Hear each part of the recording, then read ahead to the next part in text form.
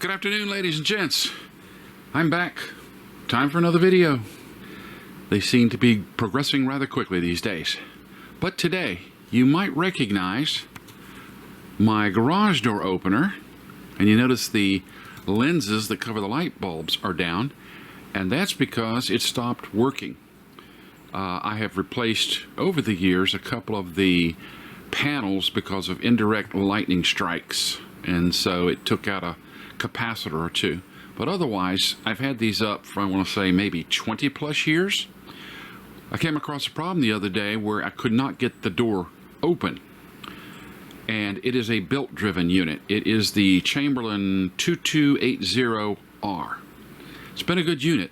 This is the door, and I have two that has day-to-day operation. The other one, not so much.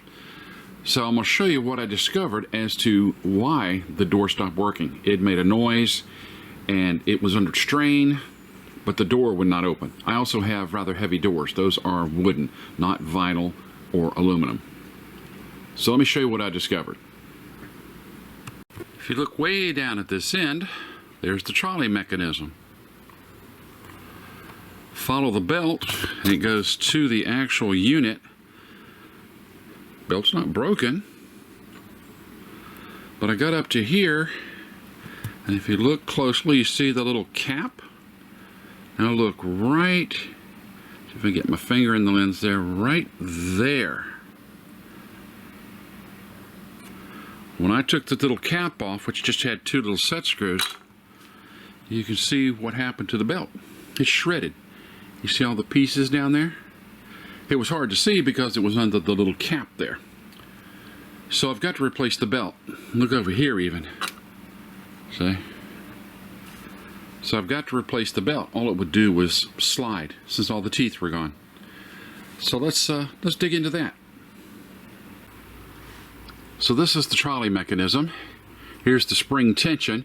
It's tensioned much like a tensioner on a automobile timing belt tensioner for either a chain or a belt. It's pre-tensioned.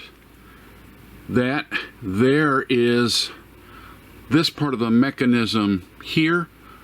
Right there will have to come this way. I'll show you that in a minute.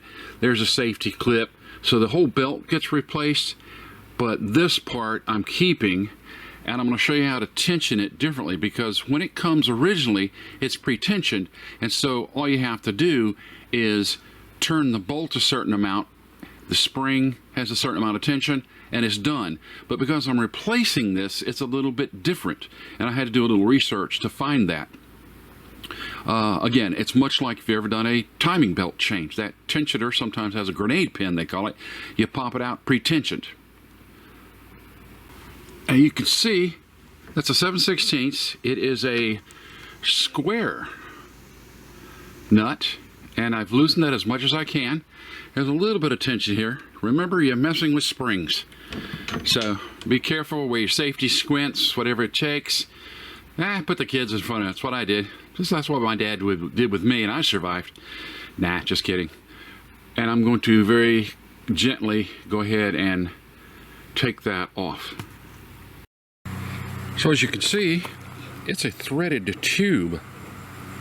So that gives you plenty of slack without this thing pumping you in the face, at least on that aspect. Now don't forget this little clip. It will go here. And when all is said and done, you put it back together, you see the little notches? You want one of those on top, because when you first put this on, in order to hold it in place, you stick a screwdriver down from here, and then you can set the tension, whether it's new or whether it's old. This thing's getting to be a pain in the butt. All right, but see where my thumb is? There's that little hook right there. So it has to come forward and then up a little bit as you pull back towards you, like that, and up, and it will then come out. That's the trick. So forward, up, twist, up. All right, now I have to take the entire belt down, and these two connections, one on this, one on the other end, and replace them. They have the safety links. It's amazing the amount of light it takes to see this. Now, if you've done bicycle chains in the past, here's the safety link. Now you notice right here, see if I can get my screwdriver. If you notice right here, there's going to be a little gap. And what'll happen is you'll spread that little gap a little bit and push it off this way because it's hooked under here. Spread and push. Now you want to be careful when you do this because, you know, usually what happens is it pops off and you can't find it. So I brought it into the kitchen, and you know this is dirty. The wife is not here. Please don't tell her.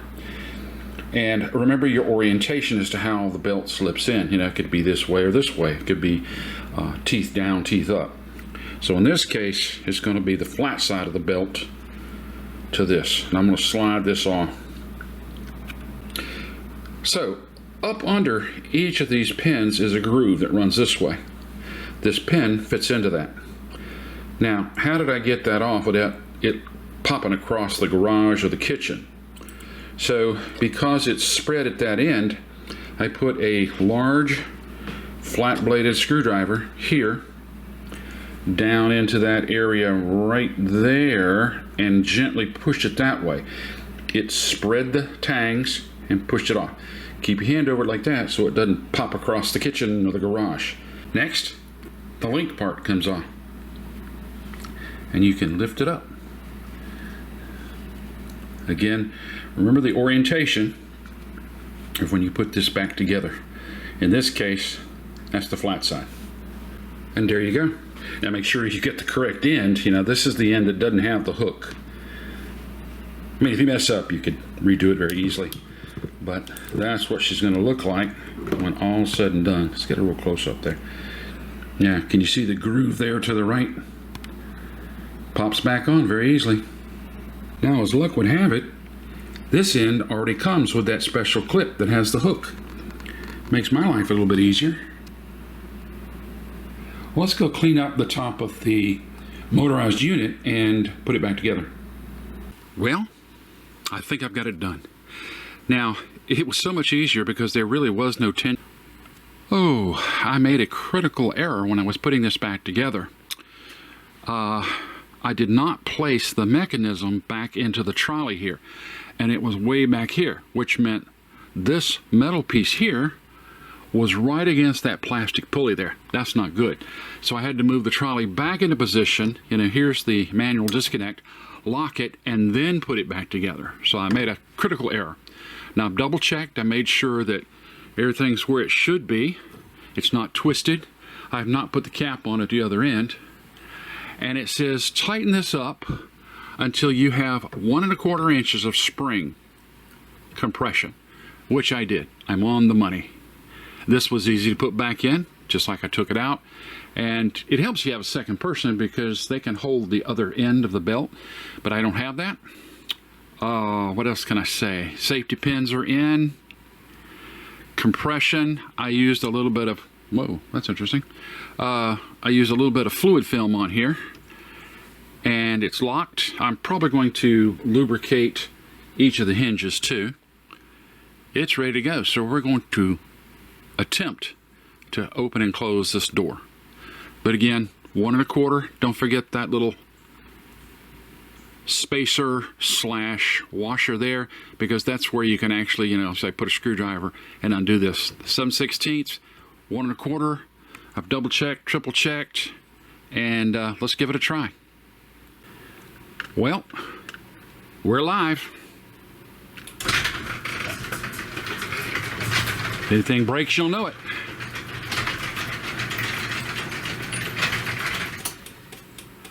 All right, and that indicator tells me some adjustments are off. Let's go back down. Uh-oh. Well, they did warn me that there would be some adjustments to make, which I will do, you know, for safety factors. So let me do my adjustments.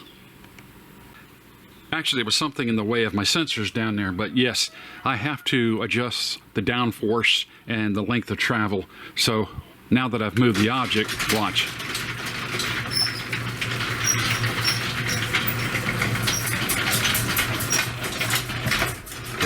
See it bow? And then it'll come up so far. So I've got to adjust the travel for sure. So on my unit, you have to adjust the travel first. And that's a couple of screws on the side of my unit. You can see right, well, let me get up, there you go. And you know, it was traveling too far down and not far enough up. So it took a bunch of adjustments and playing with this door. And be careful, you know, the motor can overheat, so it'll stop working temporarily. So don't open and close a bunch of times. Adjustments may be different on your model, so please go back to your instructions. And I've done the travel limit or force adjustments, and let's see how it goes.